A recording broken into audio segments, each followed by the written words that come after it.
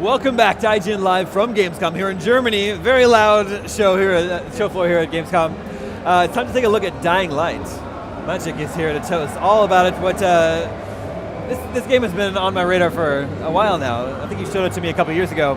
But today you're showing off co-op and PvP for the first time. Oh yes, yes. Very cool. So we've seen the game here. Yeah, very first time. So this particular mission, we're trying to send signal to the outside world that there's still living people in the quarantine. So we're gonna make like this huge fire. We're actually gonna set a building to explode so that it's visible from the, oh, there we go. So, and what's gonna happen, we're gonna play this thing for the very first time in co-op. So, as you can see, we'll also have crafted weapons. It's always good to go for the head. What time of day is it right now? Is it nighttime? It's kind of hard to say because we're inside of this big building. But what's really interesting about our co-op, what you're gonna see in just a second, is that they're basically helping each other. But you know, we like to spice things up a little bit. So even when you're playing with your friend, it's like, hey, I dare you that I can do stuff better than you. So in a minute, they're gonna start a little competitive challenge. Okay. And it's gonna be about who can kill more zombies in a minute. And whoever wins, the only one person gets rewards, right? The one who wins. And that means you can get an awesome weapon, you can get additional XP and unlock skills faster. All right, so this challenge has started. Now it's all mayhem. Whoever gets more kills. And of course it's optional, so if you don't feel like taking part of it, that's okay. And it's not something that, you know, we force onto you. If you like to play single player and you just, you know, you just play the game on your own pace, that's all right. Yeah. Oh, by the way, that was one of my favorite zombies, like the gas tank guy. I like that one, yeah. I love this guy a lot.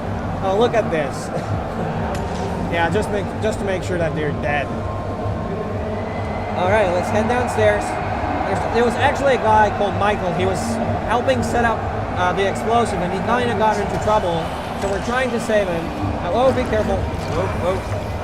Yeah, gotta stay away from those. Oh, have you seen that headshot? All right, go for the head. Yeah, it's always best to go for the head. All right, Michael should be. Yeah. Oh, here we go. So unfortunately, Michael didn't make it. So sorry, Michael. Yeah, so we're just gonna take his detonator, and from this point on, for example, we can have a challenge saying that it's not about killing now, it's about who gets out of the server first. And it was really fun to watch people play the demo. When they go through the level, they help each other out, you know, watching for each other, and suddenly it's like the challenge comes up, whoever gets out first, and like, screw you, man, I'm taking this reward. They're running away. Are there going to be on-screen prompts for these challenges? Yes, yeah. Okay. So there's a little prompt that says, hey, there's a challenge at this place. You want to take it? And somebody's initiated, and then the other people say, okay, I want to participate. So we have our co-op is up to 4 players. So, you know, maybe just 2 of you are going to want to take place. That's okay too. All right, so we're almost out of the sewers. All right. Okay. Again, whoever wins the challenge, and we divide them. You know, like we have 2 proficiencies: strength and agility. So we split challenges the same way. So if you win an agility challenge, that means we'll boost you up, you know, in agility tree. Okay, so now we can see the fruits of our labor. We got to set the explosions off. There we go. It works. There we go. All right, so we thought just setting an explosion might not be enough. It might happen at random. So I don't know if you noticed, there was actually a set face on the building. Oh, okay. Something that, you know, you can't miss it, that it's a human being doing that. All right, so we're out of the building. Oh, and that's a big surprise that we had for our players. So this is the very first time that we're showing a zombie player invades the game. And the way it works, if he kills you a number of times, you have a limited number of respawns. If he kills you, the game's over. On the other hand, he has unlimited, there he is, unlimited number of respawns. So in order to win the match, you have to kill the hives. There are 3 hives that you need to kill. Now, he's pretty fast and agile. He's a glass cannon, but he's a badass. So in order to survive, we give you like 2 tools. The first one is survivors, and you can see like the pulse going out. So this way, you're able to sense where he's coming from. Whenever, oh, whenever the pulse turns red, that means he's close. And then he's a night creature, so he's sensitive to light. So we can do like a UV flashlight. Whenever you point it at him, you start to drain his energy, and that makes him slow down, and we disable his abilities. So, oh wait, he got him. All right, you see the flash, the turning red. Okay, now they got him. They should have him. All right, he's going away. So this zombie's player controlled? Oh yes, absolutely. And what's cool about it, it's not like we're starting a separate mode. You're just playing your own story mission or whatever. Yeah. And whenever nighttime comes, basically that's one of the scenarios that might happen at night. On the other hand, if you're playing zombie, you get to choose. Do I want to mess some random guy game, or do I track my friends? So you have a list of all your friends. I'm gonna mess you up, and then I'm gonna mess you up, and then everybody hates you. But it's so fun. But it has to be nighttime for them to be able to come to your game? Yes, it only happens during the night.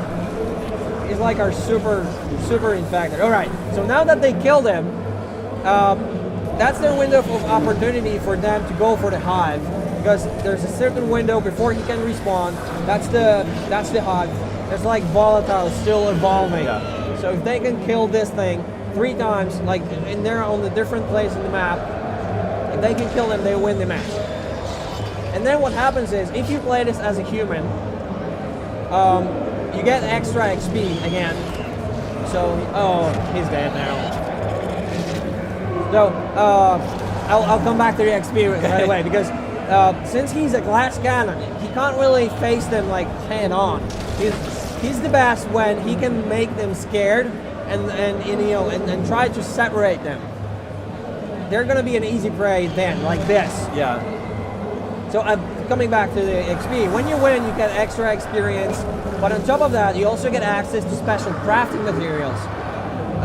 So if there are certain things that you can, oh, look at that, that was a nice strip. There are certain things that you will be only able to craft if you have those special materials. On the other hand, the zombie player has his own skill tree, his own stuff to unlock. Oh, that was a nice thing. Step on a trap? Yeah, like the zombie kicked him right into the trap and killed him. All right, so yeah, that's the stuff that we have for Gamescom 2015. That's pretty cool. How long are the day and night cycles? You know, we're still balancing the game. So we went from something like an hour down to 30 minutes, and we're kind of still pushing back and forth to see what plays best. I see. Can the entire game be played through cooperatively? Oh yes, like as soon as you finish the tutorial mission, it's 4 players, up to 4 players co-op right from the start to the very end. We're starting to see different types of environments that we saw before. Like we were down in the sewers ahead of time. How big is the entire world? Maybe a better question is, how long does it take to just run across? I'm going to answer differently. I'm going to give you a comparison. We have like 2 really big areas and then a lot of smaller ones, but each one of the big ones is actually bigger than everything we had in the island. Okay. That's how big it is. Pretty good. I mean, okay, it's so big that sometimes we feel like this is actually scary. Like, what are we getting ourselves into? Like, this is massive. Like, this is by far the biggest game we ever did. Are there vehicles? We had vehicles at some point, but right now we kind of found out that with all this really awesome parkour mechanics, vehicles don't really support the kind of experience that we want to sell right now. Yeah. So at this moment, there are no vehicles. But that doesn't mean they might show up. But there you go. I like that. We'll see. Who knows? Yeah. Who knows? Yeah, who knows? I mean, you have a little bit of time. It's February release? Yes. Is that when this is coming out? No release date though yet, right? Yes, the release date is February 2015. Right. And all platforms go at the same time. Yeah. You guys have split screen?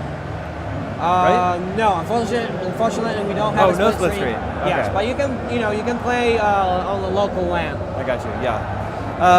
Real quick before we go, favorite zombie movie? Favorite zombie movie? 28 days later. 28 days later. That was really good. Did you like Weeks Later too? I thought the scene was pretty good. Yeah, it was good-ish. Okay. But definitely 28. 28 Days blew me away. Like, Yeah. I was like, oh wow, I've never seen a zombie movie like that, and that Yeah, yeah. that was scary. That kind of introduced the fast zombies. Yeah, a lot I changed really after that. And I really like the emotional stuff. Like it's one drop and you're gone. Yep. Especially Yeah. I remember the scene with the father. Yeah, and the eye. Yeah. And oh my god, that really grips you. Yeah, I really love that one. Magic, thanks so much for Hey, coming by the show. thank you for having me. It was Dying awesome. Light, February 2015. Yes. It's awesome. Stay tuned, you guys. Lots more to come from the very loud show floor here at Gamescom. Brought to you by Dead Island 2. Right after these messages. Appropriate.